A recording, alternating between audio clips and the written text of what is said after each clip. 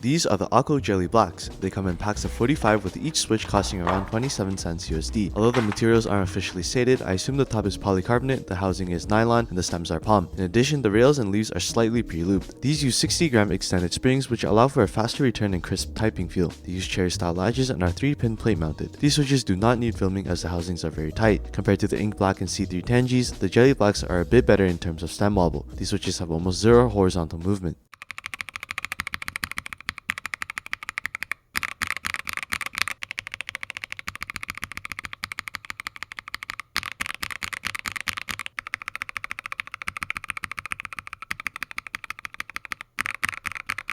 Like most other Akko switches, the Jelly Blacks are an amazing deal considering its budget price yet exceptional performance. For my detailed opinion, please check the description. With that being said, if you're on a budget and like a heavier typing experience, I highly suggest you check out the Akko Jelly Blacks.